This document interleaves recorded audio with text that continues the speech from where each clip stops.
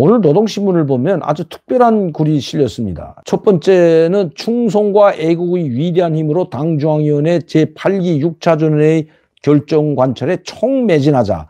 요게 지금 사활을 걸었습니다. 금년대. 아까 제가 말씀드린 거 여기 내용에 다 들어가 있는데요. 아주 우리가 좀 의미심장한 글이 하나 올라와서 제가 아까도 보았고 여러분들에게 이걸 꼭 방송을 해드리려고 준비해 놨는데요. 당전의 8기 6차 전회가 밝힌 우리의 전진 방향과 투쟁만을 깊이 새기자. 이런 문구들은 노동신문에 이런 논설이나 사설을 실을 때 또 무슨 글을 싣기 전에 모든 구호를 이렇게 다 지금 이 구호는 다 나옵니다. 근데 이 제목이 뭐냐? 이게 주 제목이 아니고 이건 노동신문에 지금 8기 6차 대회와 관련해서 결정관철에 총 집중하자는 건 이건 구호로 제시하고 있고 제목은 당과 혁명에 실지 필요한 일꾼.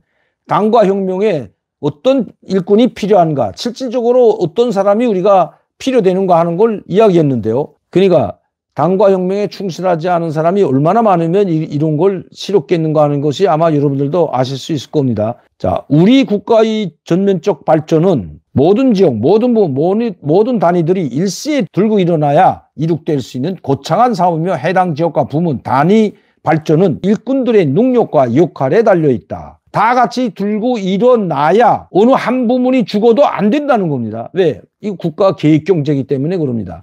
황해제철소다. 뭐 여기서 철 생산했는데 세멘트가 없으면 아파트를 건설할 수가 없죠. 그러니까 황해제철소나 상원 세멘트 공장이나 똑같이 연계되어 있기 때문에 어디서 사오는 게 아니라 이 국가 계획에 일관되게 계획이 내려가서 황해제철소에서 아파트 만세대 지을 강철을 뭐 10만 톤 생산을 하면 강제 10만 톤과 함께 상원 세멘트 공장도 아파트 만세대를 건설할 수 있는 세멘트 10만 톤을 계획이 내려갑니다. 이게 똑같이 이루어져야지. 강철은 건설했는데 철제는 생산했는데 세멘트가 없으면 아파트를 건설할 수 없기 때문입니다. 우리나라는 어떨까요? 우리는 철근 있고 세멘트 다른 나라에 사오면 되잖아요. 이건 시장 경제죠. 그런데 이거 왜, 자, 여기 보면 이게 중요한 겁니다. 북한에서는. 우리 국가의 전면적 발전은 모든 지역, 모든 부문, 모든 단위라는 게 황해제철소, 제철, 건재, 화학, 금속, 석탄, 이거 모든 부문입니다. 모든 단위. 그러니까 북한에 있는 모든 단위는 모든 공장 기업서, 뭐 금속이나 화학이나 건재나 전력이나 할 것 없이 모든 부서들이 일시에 들고 일어나야만이 이룩될 수 있는 거창한 사업이다. 지금 이렇게 이야기합니다. 다 유기적으로 연결되어 있기 때문이죠. 이건 국가 계획 경제이기 때문에 이렇습니다.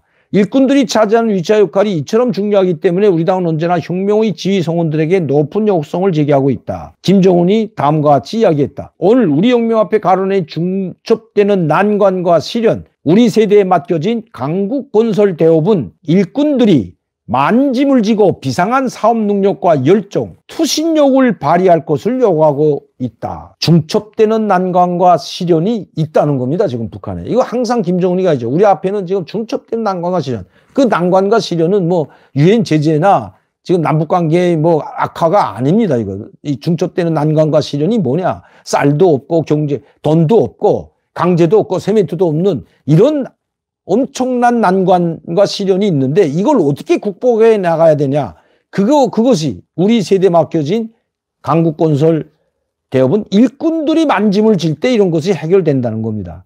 아니, 없는 강제나 없는 세멘트나 없는 목재나 없는 건재 자재나 이거 어디 가서 이걸 가져오겠습니까? 이건 뭐 열정만 있고 충성만 있다고 되는 것이 아니죠. 그래도 이렇게 된. 자, 그런데 요게 있습니다. 이게 뭐라고 써놨냐? 이 노동신문입니다, 여러분.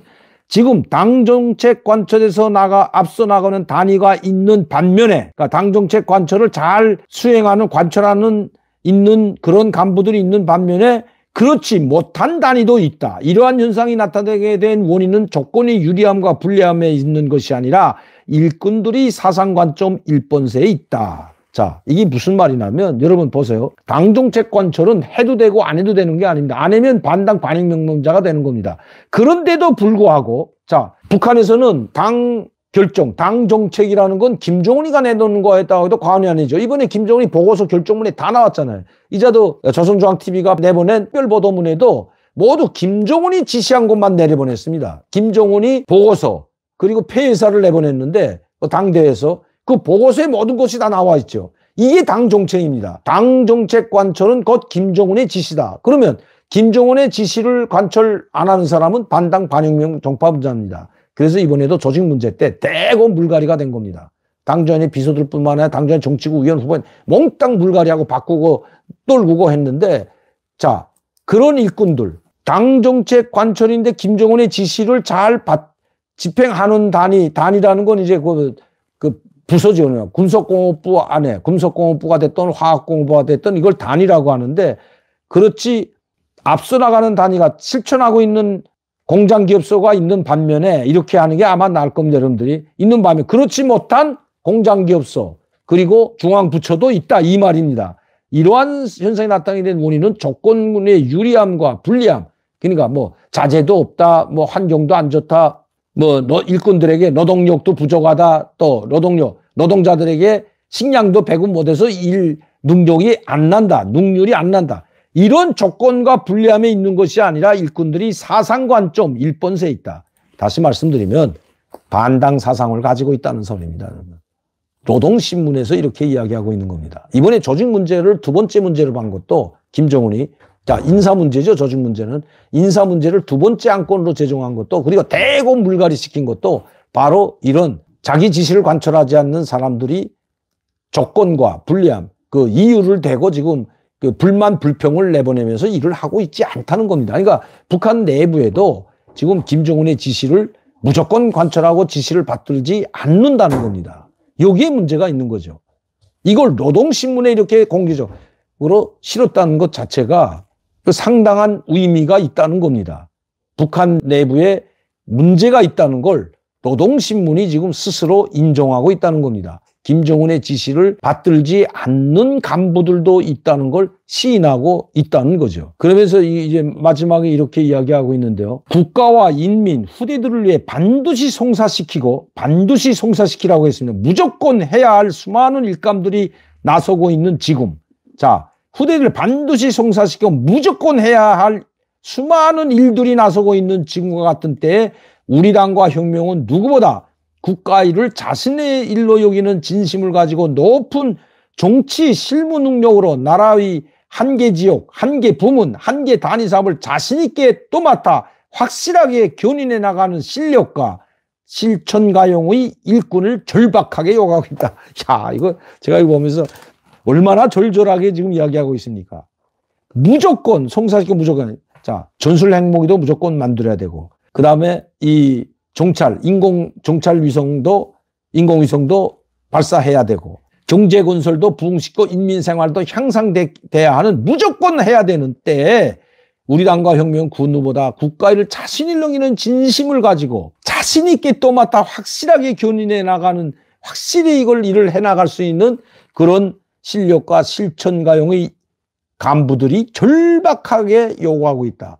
일꾼들을 절박하게 요구하고 있다. 그런 일꾼이 없다는 겁니다. 야, 이거 참 김정은이 정말 참 불쌍하네요.